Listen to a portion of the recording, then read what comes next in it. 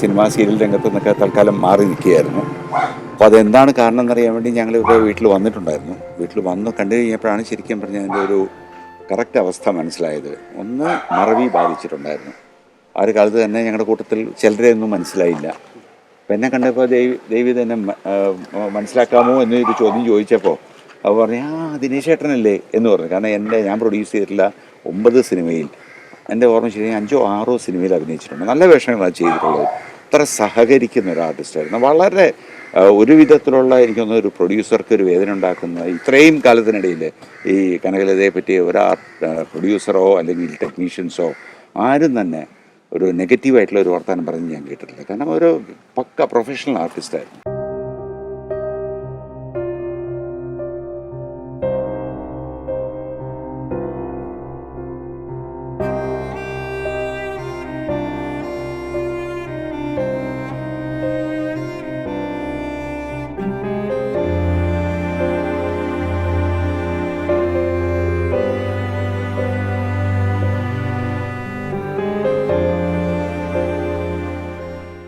ഇൻഡസ്ട്രിയിൽ വരുന്നതിന് കുറേ മുമ്പ് കനകല ചേച്ചി അമ്പലമുക്കിൽ താമസിച്ചിട്ടുണ്ടായിരുന്നു.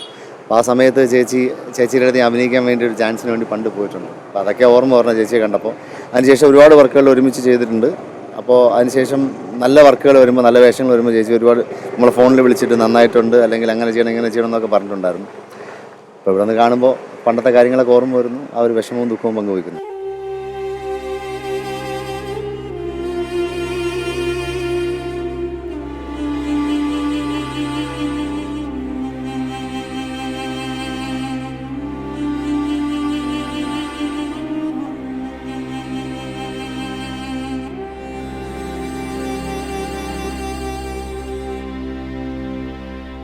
ഒരു ജീവിതം മുഴുവൻ കലയ്ക്കും സിനിമയ്ക്കും നാടകത്തിനും സമർപ്പിച്ച ഒരു മഹതി എന്ന നിലയിൽ അവരുടെ വേർപാട് സിനിമ രംഗത്തിന്, നാടകരംഗത്ത് തീരാ നഷ്ടമാണ്.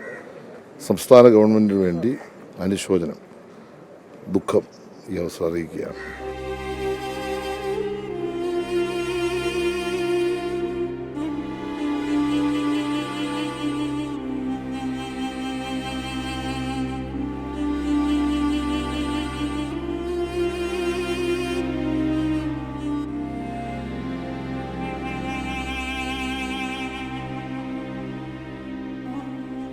നായികമാരെക്കാളും ഭംഗിയുള്ള ഒരു നടി.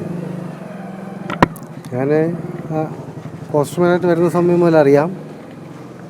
പിന്നീട് ആർട്ടിസ്റ്റ് ആകുമ്പോഴും ഒരുമിച്ച് അവരോട് അഭിനയിക്കാൻ പറ്റി. സെറ്റിൽ ഒരുപാട് ആഘോഷം, എല്ലാവരുടെയും ഒരു കാര്യങ്ങൾ അന്വേഷിക്കുകയും സുമാരി ചേച്ചിയൊക്കെ പോലെ തന്നെ സെറ്റിലെ എല്ലാ വിഷയങ്ങളും ഇടപെടുകയും അന്വേഷിക്കുകയൊക്കെ ചെയ്യുന്ന